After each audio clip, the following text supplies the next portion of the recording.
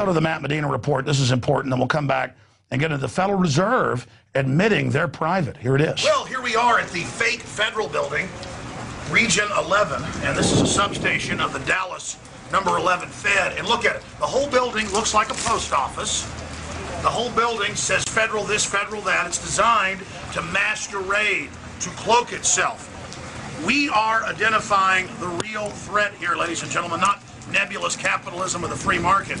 And from day one, I saw Occupy Wall Street with the Democratic Party trying to infiltrate it, trying to take it over, trying to make it about raising taxes, which is exactly what the Federal Reserve has called for. They want new taxes, not just a higher income tax. They want VAT, just like they want in Europe. Same European Central Bank, owned by the same people. They want the sales taxes. They want it all. They want it now. And so the first week or so of Occupy Wall Street down here in San Antonio, Matt Medina of San Antonio We Are Change, radio host in his own right, tried to reach out to them. They were listening. It was great. But once the Move On and Union people got there, and I'm not saying the Union folks are bad, but Move On is George Soros, big globalist, big Federal Reserve, insider type. They were able to basically then say, we don't want your Ron Paul signs. We don't want your in the Fed. That's bad. We just want a nebulous, say that I guess we support Obama. So tell folks what you experienced over those days. Yeah, and it's on the record. A lot of San Antonio activists have seen what I'm about to tell you. And to begin from the beginning, the first Occupy San Antonio meetings, We Are Change San Antonio was there. We're having influence. They recognized us from YouTube and knew we were legit. And at the same time, there were people, local Rockefeller Foundation funded activists that we've had a run-in before.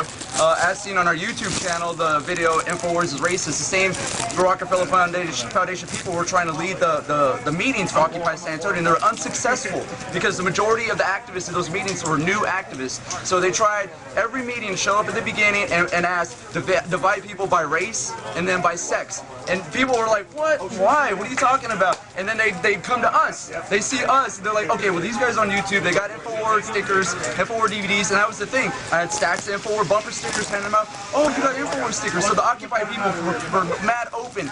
The new activists were mad open to the InfoWars information. So when the first day of Occupy San Antonio rolls around, we got like 200 plus people. We created our own banner. We were handing out mad info.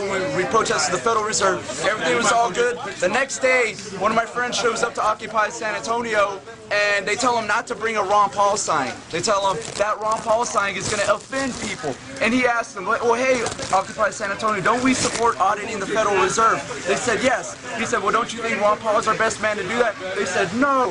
And that was the day after the march. So going back to the day of the march, we're hanging out. It's myself and Cody Hess, who co-hosts Truth Exposed Radio with myself. And Cody gets approached by a MoveOn.org guy, and the guy's like, hey, why don't you join MoveOn.org? It does the same thing this does. And Cody's like, wait, what?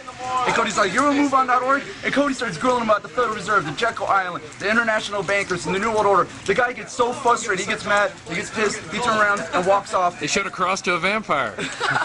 He should have did something, but he didn't give up. I think that guy was walking to everybody in the group, and that's instead provocateurs started coming up, talking about communism, socialism, and that was the day of the march, October 6th. The next day, they tell us no Ron Paul signs, and then they take a vote. We don't want to go to the Federal Reserve when Alex Jones is going to be here, and that's what happened. And then people were telling me, hey, they started a whisper campaign and said, hey, Matthew Medina's trying to take over this group.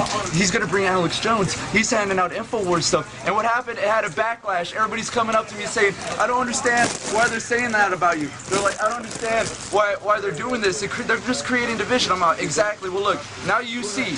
Now you guys see. A lot of new activists have their minds right, they have their hearts right, but there are people coming in and manipulating that. So I'm just encouraging people. I mean, we experienced it. We saw the co-opting come in, and it's coming in. Regarding the Occupy movement, I've been a part of Occupy San Antonio. I was part of the media team, and I dropped out. Back that up. That's fine. Back that up live. Back that up live. Just to describe why here on air you see that space, we're going to get to that in a minute. The cops showed up right then, and they came to me and said, hey, Alex, you got to go talk to the cops. So I told Medina, hold on a minute, we're going to finish your interview. So we'll go back to the rest of his interview after the cops left, and then we'll come back and actually I'll set up the next clip with the cops. But let's go back to the rest of Medina breaking down what happened. There are people coming in and manipulating that. So I'm just encouraging people. I mean, we experienced it. We saw the co-opting come in, and it's coming in. Regarding the Occupy movement, I've been a part of Occupy San Antonio. I was part of the media team, and I dropped out whenever they told my friend he couldn't have a Ron Paul sign. The Ron Paul sign offends people. So what I am seeing in the Occupy movement is internal thought policing going on. There's a unanimous kind of consensus that certain issues shouldn't be talked about, certain things shouldn't be said, and the activists in that police it. I was megaphoning satire yesterday, and a gentleman said, no, we don't do that, we don't do that. So who is we? We the movement. We don't say certain things. I'm like, what are you talking about? And he got frustrated, walked off, and it happened again. And then we saw it happen later, and then last night I saw the news Adam Kokesh video of Occupy Washington, D.C. His previous video showed how the facilitators were provoking them to go on private property and go on the streets and block traffic, do illegal things, provoking the Occupy crowd. So Kokesh has a new video where it's almost cult-like. The members get up and they're like, no, don't record it. And Adam Kokesh is like, this is in public. I can record y'all. And I've seen that kind of similar behavior over here. It's almost cult-like in the activist community. It's like, don't say this, don't do that. This is what we're about. This is what you should be about. So as an activist, I just want to warn you all out there about these tactics, about this co-opting, the subverting of standing up for yourself as an individual and saying what you want. You have your freedom of speech, and no collective should tell you not to say what you want to say. And if you are part of a collective that does do that to you, that is a red flag that you should think for yourself and get out of that. And look, there are well-meaning people in the Occupy movement who have their hearts and their minds on the right reasons to do it. And that's why I am there waking people up. That's why I go hand out DVDs. And that's why you should wake up as many people as you want. Because the New World Order is looking to co-opt this mass movement. And it's up to us to wake the people up and steer them to the real direction and show them who the real criminals are. The New World International Banking Cartel. We're not going to stop. We are the future. We are the hope. We are the inspiration and motivation to all the people of the world. We are change! All right, folks, we're back. And again, our microphones were shorting out. It was raining so hard. So that was a camera inside a bag shooting that. So that's why you hear that pitter patter. But I kind of think it's relaxing in a way. As long as the drought's been here in Central Texas, I'm like liking the sound of that rain hitting that camera. But again, Matt Medina, some of the other We Are Change folks called me like a week and a half ago. And they go, Alex, we love you. But this Occupy Wall Street, no, they're good. They're good. And I was like, yeah, that's because the operatives haven't gotten there yet. I'm talking about New York. The people are good, but the operatives are there. Like when they directed them out on the Brooklyn Bridge to block all that. This is all to give the idea of violence and everything to anybody that tries to protest Wall Street. And it's designed to make it be a Democratic Party thing. Well, the Democratic Party is the left wing, and you got the Republicans, the right wing of the same bird. I mean, I'm here saying the emperor is wearing no clothes. Just like I'm here. Listen, 10 years ago, I would go out to Federal Reserve demonstrations. We didn't call it in the Fed. We called it abolish the Federal Reserve.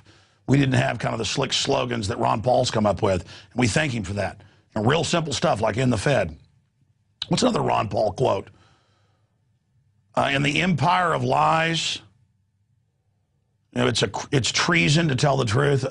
The point is, we would go out to these Federal Reserve, and you see them on YouTube. People found them and uploaded them. We would go out and protest. And the cops would sit there and laugh at us when we said this is not federal. Because these Federal Reserve buildings look like post offices or U.S. mints. I mean, Gothic eagles, big seals, Federal Reserve, you know, federal bold print. They say they're federal. Rush Limbaugh says it's federal.